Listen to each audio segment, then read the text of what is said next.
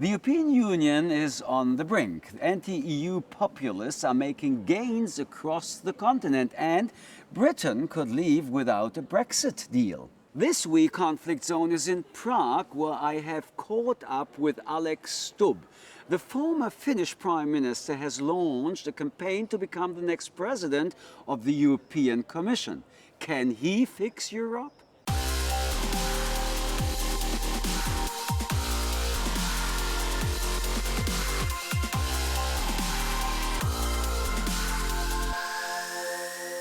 Alexander Stubb, welcome to Conflict Zone. Thank you. You have launched an unprecedented campaign to replace Jean-Claude Juncker as the President of the European Commission. Your campaign program talks a lot about values, quote, "If I were to say in one word why I'm running for Commission President, it is values." Do European values end when you leave the European airspace? No, I think actually European values are global. For me, they're universal. So they have to do with human rights, fundamental rights, liberty, liberal democracy, rule of law, equality and tolerance. So for me, these are inalienable. They are part of who we are as human beings. So they're not only European. If they are global, let's talk about a quote from Jean-Claude Juncker. He said the EU has links with regimes, some of which are loathsome. We talk about Turkey, he said, and we are right to, but never we talked about Saudi Arabia. Tell me something about Saudi Arabia. Well, Saudi Arabia is obviously a Middle Eastern country, very oil-rich, not democratic, gave the right for women to drive cars only in the past few years, and right now is in the middle of a journalist murder case. So, what are the sanctions? What are the ideas? What is the reaction of the EU if you would have been the president today? Well, I think the main tool that the European Union has basically are sanctions. And obviously with Russia, we used them because they annexed the Crimean Peninsula and they have been intimidating Ukraine. And then in every specific case, we look at the legitimacy of use. So specific case, Saudi Arabia? Yeah, first thing you would do is to basically go through what has happened, and on the basis of the evidence that you have, you get the member states together. Pretty clear. This journalist entered the consulate and he never came out. So there are no really miracles what happened there and no secrets what happened there. That's why, again, what's about Saudi Arabia today from your perspective? Well, from my perspective, I think we'd have to first get the member states together, then put a declaration, then decide in common on the basis of unanimity on some form of sanctions. Well, I think if this has been a organized official murder, then action must be taken. But we don't need to wait for that. Saudi Arabia is responsible for hundreds of thousands of victims, children, women in Yemen. It's a brutal war against the civil population. What should be the answer of the European Union towards that massacre? Well, it depends on which massacre you're talking about and by which country. I think it's very important. I think it's very important to be principled when it comes to foreign policy. You have to look at the whole situation in the Middle East, draw conclusions from that, and then see what kind of relationship you have with Saudi Arabia. European relations with Saudi Arabia are, of course, not as close, for instance, as the American one is. But still very close. It is still very close. Saudi Arabia's role in the humanitarian catastrophe in Yemen so far has not stopped Europeans' arms shipments. We are involved in Europe with this. In your opinion, should those arms shipments be stopped? I think you have to be very careful when it comes to arms shipment. And I actually work as the chairman of the board of the Crisis Management Initiative, which is Martti Ahtisaari's, the Nobel Peace Laureate Center, and we do a lot of work in Yemen at this particular moment to try to do peace mediation. And of course, when it comes to arms, it never helps. It's again a very concrete question. To be stopped or not? These arms, yes or no? Actually, it is not that concrete and it's not that black and white because it depends arms on what. Are very well, clear. It depends on the arms that you're talking about. Are you talking about satellite surveillance? Are you talking about the types of instruments? Are you talking about tanks? Saudi Arabia. With these arms shipments, the European Union is supporting a hold regime. on. You have to be a little bit more specific. You have to be be a little bit more specific than that. The European Union is not providing arms. It is member states from the European What's your Union. opinion Now about name that? the member states that are doing it. Name first which arms are you talking about and which countries are you But talking you know about. Then I what can give we you are talking. No, but no. You listen. know Listen. about what we are If talking. you Are you principally? don't give me generalities. Start giving me some concrete stuff, and I'll start doing something you know about it. And Yeah. are you principally for or against a support of Saudi Arabia, arms or whatever it is? It's not, I mean, foreign policy, I'm afraid, is not that binary. You have to look at it from a much broader perspective. I think the key issue when we talk about values is what kind of values you stick to yourself, and then you have to take those decisions on those principles. So, democracy, dictatorship, suppressing your own population or not, being an aggressive country and regime or not. These are the values, and we're talking about the values you want to defend in Europe. So why not in Saudi Arabia? Why not in Iran, for example? Well, I think in both cases, you have to work with the country in question, and then if you find in certain cases that there's a blatant breaking of these values, then you stop the cooperation. Did you on find Iran, something on in Iran, Saudi Arabia and Iran? You mentioned Iran, for instance. I think there it's very important that we stick to the nuclear deal that we did with Iran, and that we continue to work constructively with the regime. I think nuclear weapons are a question of the future of mankind, and of course if you don't deal with those, then what's the point of having values? It's also a point of double standards. Iran is also involved in a lot of massacres, is also involved in wars, is also involved in Syria, where hundreds of thousands civilians are not living anymore because Iran is involved in that. So again, values on one hand, diplomatic relationship on one hand, but to be more active and support these regimes,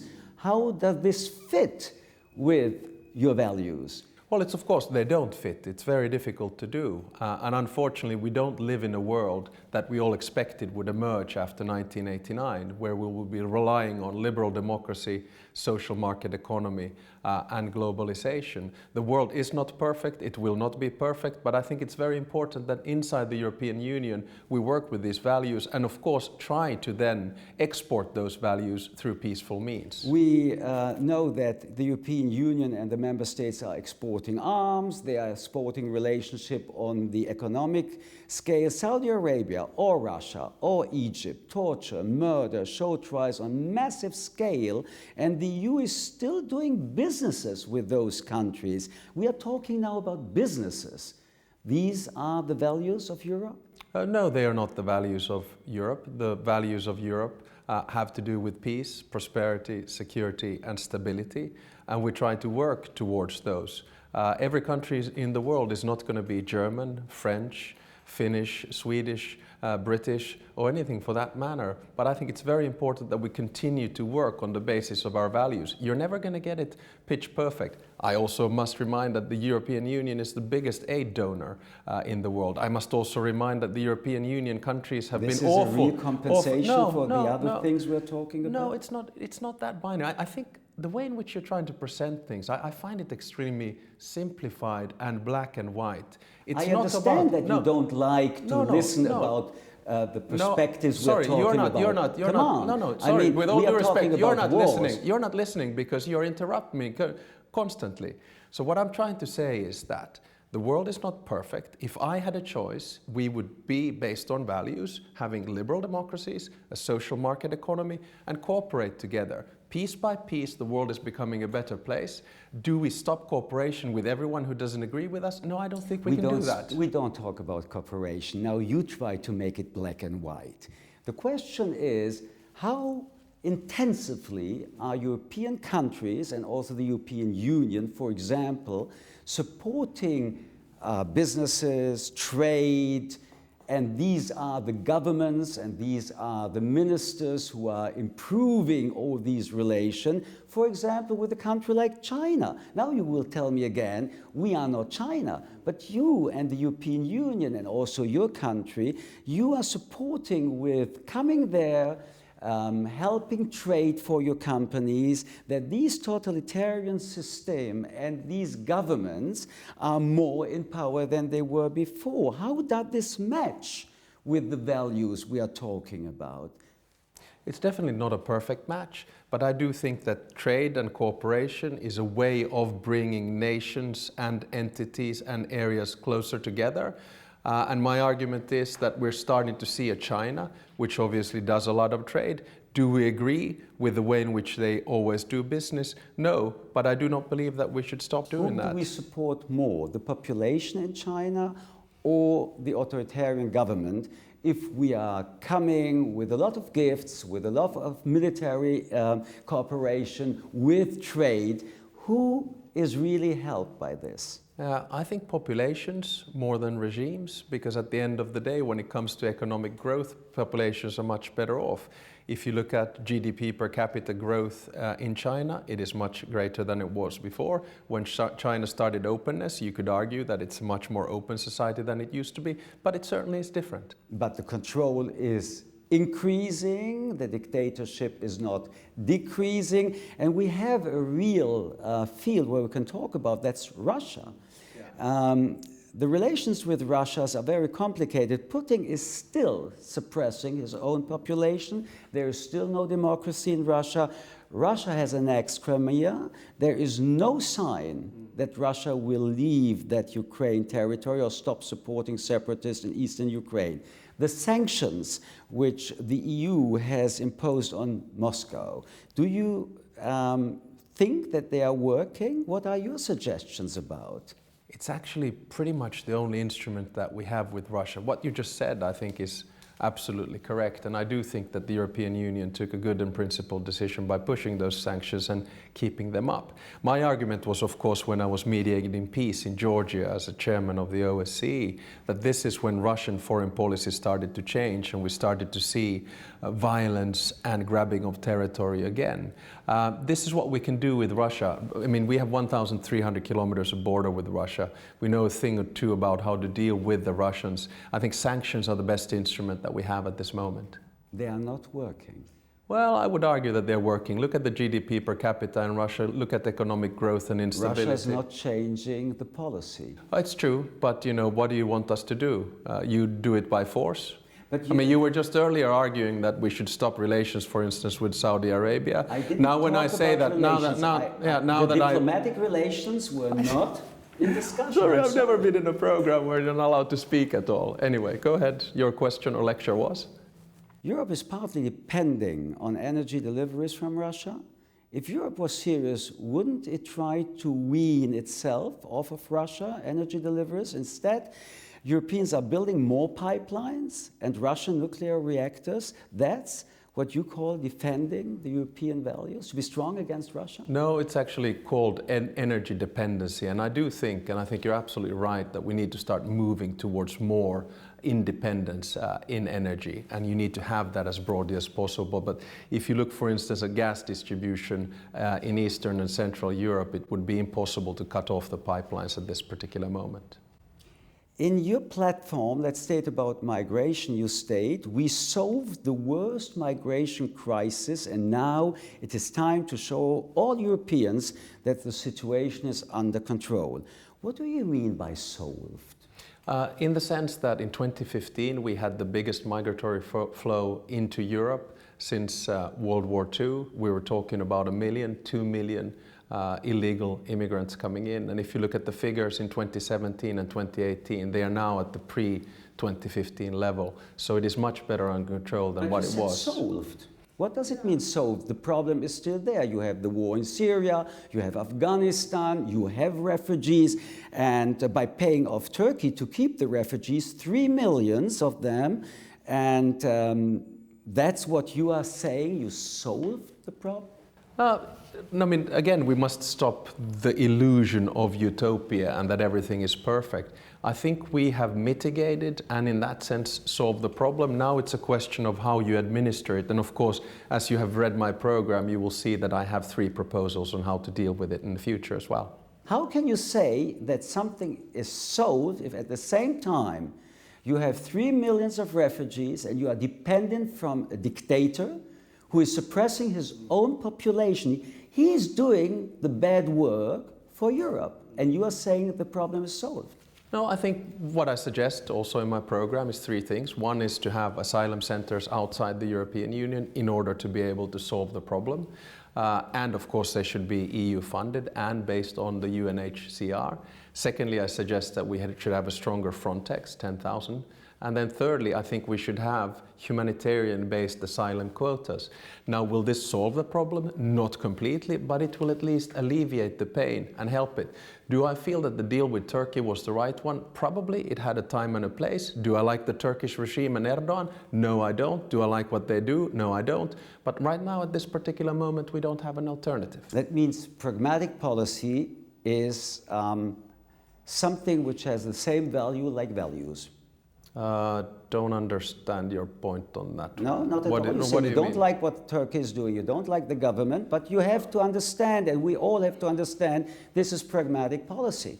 It's very pragmatic, yes. We try to find a solution to one of the key problems I think that we have in Europe, which is migration, and I think we have been able to mitigate it quite well. I think that we have to talk about the key problem, which means Africa, which means some Arab countries, and there nothing is solved. And therefore, as you have read my program, I also talk about the focus should be on investment in Africa. It will take years and years. Of course it will. You know, we are talking about your campaign and your program for now. You want to be the president in the next month. We are talking about now, not in 3, 4, 5 years. Yeah, but I mean, to be quite honest, let's be realistic. I have a 5-week campaign, and if I were to claim that I'll solve the world problems right now, that would be absolutely ridiculous and not at all credible. So my argument is that what we need to do is to have more cooperation, for instance, with continents such as Africa, not least because that continent is going to have 4 billion people, inhabitants in 2100. So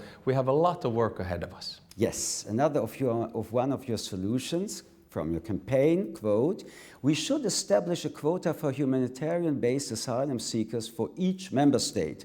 Hungary, Poland, Slovakia have all rejected any kinds of quota system.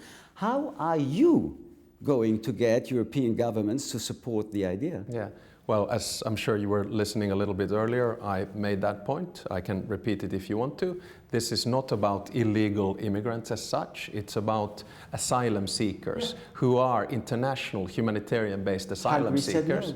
Hungary has not said no on humanitarian-based asylum seekers. This is a key system whereby you, from these centers, make some kind of a quota. And if you don't do it, you can use some flexible solidarity. But Hungary has not said no to that. You have to get your facts right if you're trying to be aggressive in your questioning. Hungary said no to asylum seekers, and many Eastern European countries say that they don't want any Muslims.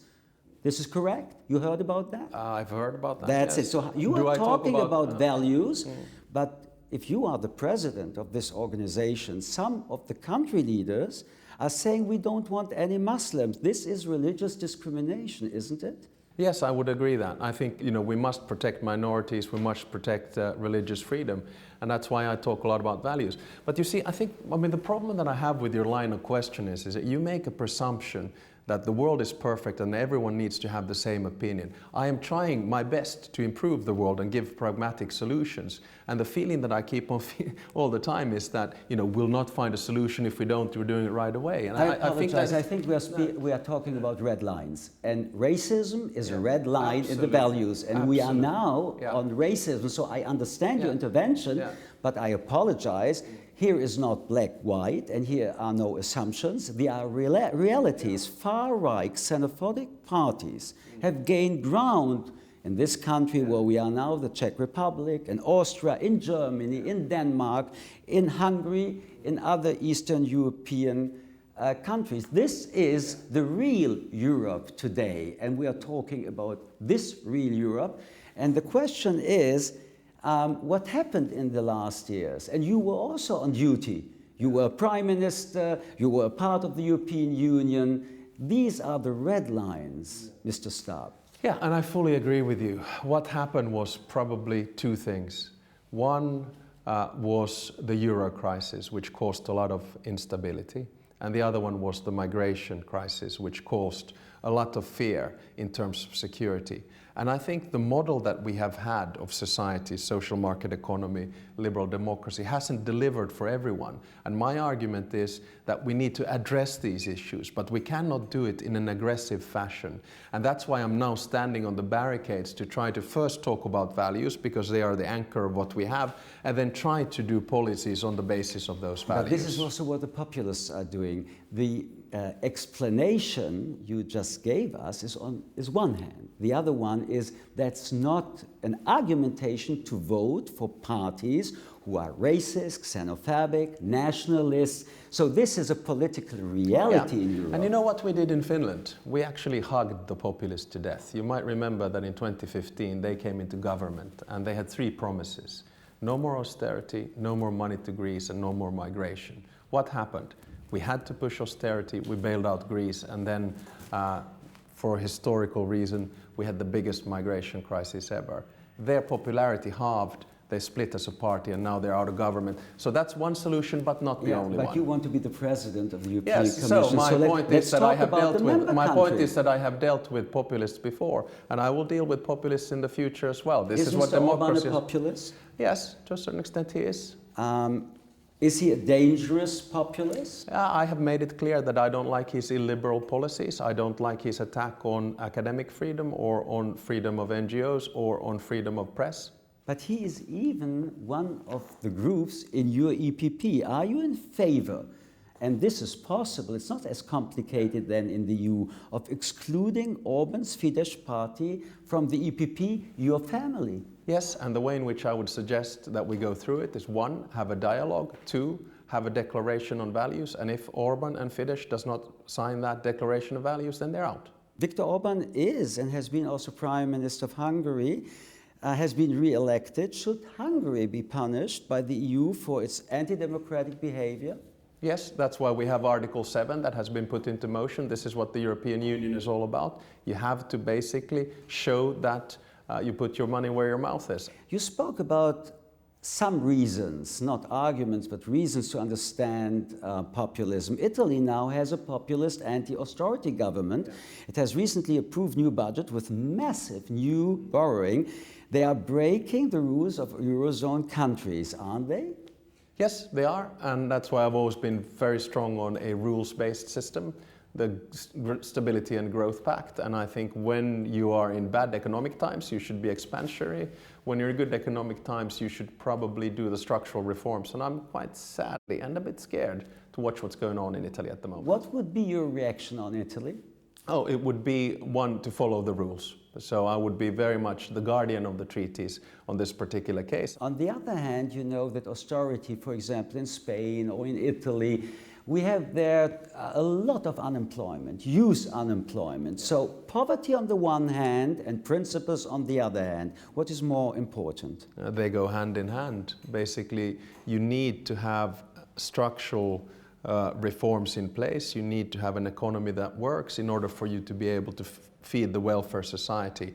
It's not a give and take. It's not only about growth or austerity. You need both. You said our values are under attack from both inside and outside of the European Union. Which attack is more serious and dangerous? I think they're both dangerous. You know, the way in which President Donald Trump is acting at this particular moment. China, which we discussed earlier, I'd much rather we do, the good guys, do the algorithms than the Chinese. And then, of course, Russia. So that's the attack from the outside. And then from the inside, it's also worrying. You know, I do think this is a big problem. That's why we need to try to address it. Whether it's from Italy, Poland, Romania, or Hungary. It's something that we need to deal with if we stand true to our values. There was a time where we wouldn't have said outside the United States. What changed? I think the US administration changed. You know, we have a president right now in the United States who is quite unpredictable. Does this mean that we are stopping our Yeah. Is Europe predictable? Orban, Italy? Yeah, I think Hungary? Yeah, when it comes to European policy, we are quite predictable. When it comes to trade, when it comes to foreign and security policy, when it comes to crisis management, when it comes to believing in multilateral institutions. But the crises are due to the Europeans who are not credible. No, a lot of these countries are not credible anymore. What is the difference between Mr. Orban and Mr. Trump, regardless of the fact that it's a small country and a big country? Well, obviously, Mr. Orban is a prime minister, Donald Trump is a president of the United States. When it comes to values, they probably have a lot of similarities, but Mr. Orban is not Europe. He comes from a country of 10 million people, which is great in and of itself, but Europe is much more than one specific member state. And more member states are going into the direction of totalitarianism, of the destruction of the rule of law, the freedom of press. This is the increasing part of Europe. Yeah, and this is exactly the reason that someone needs to stand up on the barricades and defend European and global values. Wouldn't you agree? This is Mr. Weber? No, it's me. Alexander Stubb, thank you very much for being on Conflict Zone.